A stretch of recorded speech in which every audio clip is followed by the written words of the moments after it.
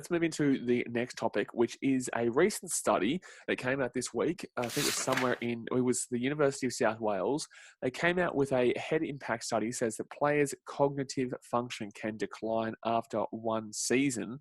So basically, the University of Wales, South Wales, followed a team over the course of a season, testing players pre-season, mid-season, and post-season. Basically, their cognitive function was declining pretty significantly throughout that season, due to the fact of high tackles, just head contact and knocking around of the upper body. What would you say in regards to this? Do you think that they've done enough to protect players in this instance? I'm hoping that as they keep on bringing in, they've brought in those new rules for the Rugby Championship and any competition after the 1st of August that are actually supposed to cut down on it a little bit more. The likes of the rule of the 50-22, the original reasoning behind that was so that the defensive line, there were more gaps to be able to open up for players. And also, they are taking out all of the tackles in terms of at the kneecaps, dive in and everything like that as well. So as long as they referee it right, hopefully we don't see too many more kind of big head knocks, because we saw, even, I'm going to say it again, the Bunnings NPC, we saw a massive collision between two players, like literally one just knocked unconscious. I believe it was either Natunani Punavai or his brother, I think, who ended up just getting absolutely knocked out cold in a Manawatu versus Canterbury game. And we've seen it just a little bit too often lately that players have been taken off the field on stretchers. We've actually seen it probably in the last few weeks a lot more than we normally would. The likes of Jaden Hendricks are also having to go off on a stretcher. And a fella in the bloody Curry Cup, he caught the ball with his face trying to charge it down. And he had the gear on and everything, but it just stunned him. And he kind of fell like a sack of potatoes in that situation. And that was in like the 3rd minute of the game. So he had to be taken off straight away in that instance. But yeah, it's going to be interesting to see whether or not they kind of keep adding to these rules, that they're trying to make sure that player safety comes first. Because I know it's like what we mentioned last week of the people who wanted to only have a few substitutes, but it's only if players are injured, which almost transitions into our next topic at the same time, just looking at that list. Yeah, kind of. But look, in response to everything here, I want to bring up something that's actually in the NRL. So you're bringing up the NRC, I'll bring up something that happened in the Rugby League. And I will grant Rugby Union the fact that Rugby Union is 10 times further ahead of, they're about 10 pages further ahead of the NRL in this book. But the NRL is trying to change. However, we did see an instance with Latrell Mitchell and Joey Manu. Have you seen that? Yeah, I saw that hit. Yeah, I watched it live. It was brutal, and obviously we saw fighting because of it, but we saw Latrell Mitchell was absolutely clobber Joey Manu, who is an ex-player. They're mates with each other, obviously, but that doesn't really matter. I don't know why I said that, but overall, he comes in and just absolutely clobbers him over the top of the head and breaks his cheekbone, fractures his cheekbone, and he has a broken eye socket and whatnot.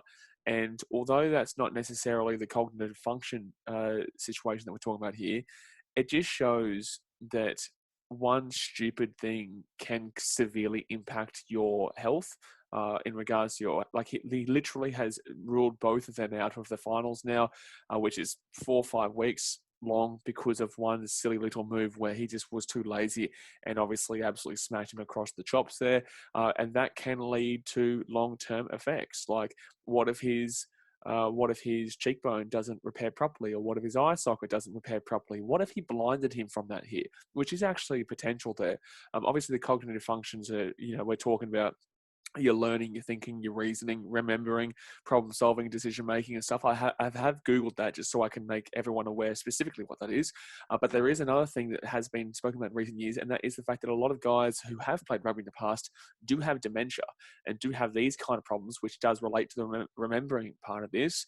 So I feel like we are seeing, obviously you just spoke about an instance in the NRC, we do still see instances. The thing is, we're always going to get some form of high contact in rugby because that's just the nature of the game. But I don't know really kind of how to fix that. And now I'm understanding another rugby league reference, but it's similar because rugby league, rugby union, relatively similar sports, same sport, but just a couple of tweaked different rules realistically.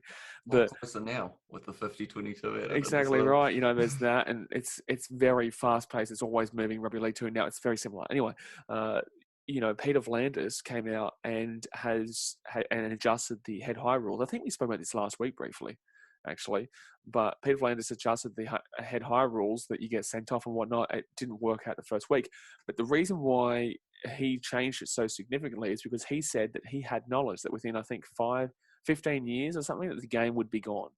The game would be dead and that no one would be watching the game, because obviously people start to realise how significant the damages actually are to these players who are getting hit across the head or are getting, their cognitive functioning affected by it. So is there anything that you could specifically think about that could adjust to this, or do you think they just need to start continuing to make it more severe for any high contact?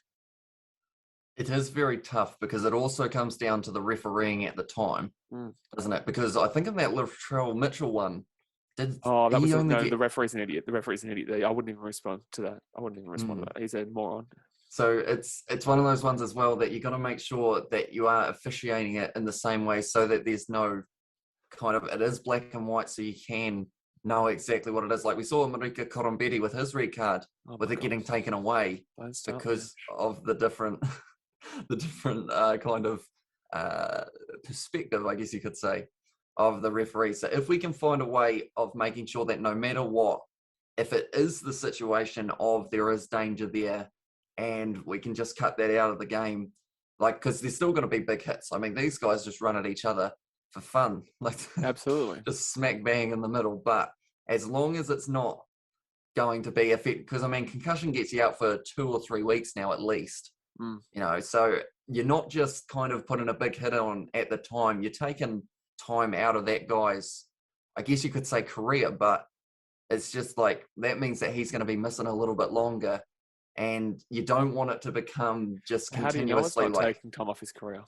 Well, it probably is, to be fair, definitely if it's a concussion. But you don't want to have it each time we go into a game, we're okay, this player, and this player all had concussions last week, so they're going to be missing for this one, for this side.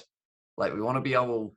We've seen a lot of players. Sorry to interrupt you, but we've seen a lot of players in rugby league. Recently, Roosters specifically, who have retired this year. Literally, I think we've had 3 this year who have retired early due to concussions. Too many concussions. Yeah. It's brutal because of the fact that most or pretty much all of it is completely out of your control, and it's all down to the person making the tackle on you a lot of the time. So if they're deciding that they're going to charge in high, that's you who ends up with the they get a suspension, but they don't get the kind of pain or the kind of effects of that shot. Have you noticed, however, in regards to the fact that this is the going against it, so being the devil's advocate here, that players obviously now, they don't care about the future. They're just caring about getting a penalty. So going down lower to get the high tackle penalty, and that they're going in, in rugby league, we're seeing a lot of guys actually halfway onto the ground or on the ground, even if they get high tackled, it's a penalty.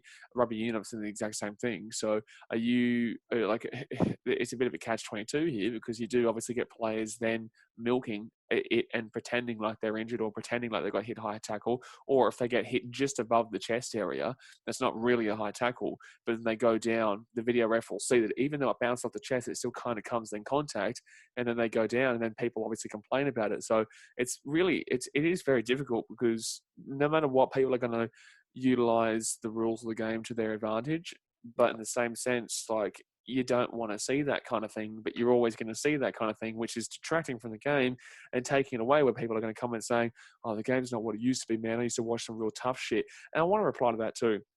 Obviously, we used to watch tough shit. I really liked the tough shit. We all loved that. But you've also got to remember that we know a lot more about the body nowadays. We know a lot more about the cognitive function, as we've just seen, and the fact that high tackles are doing that. We've seen punches before. We've seen fights before they got taken away. Those days will never come back.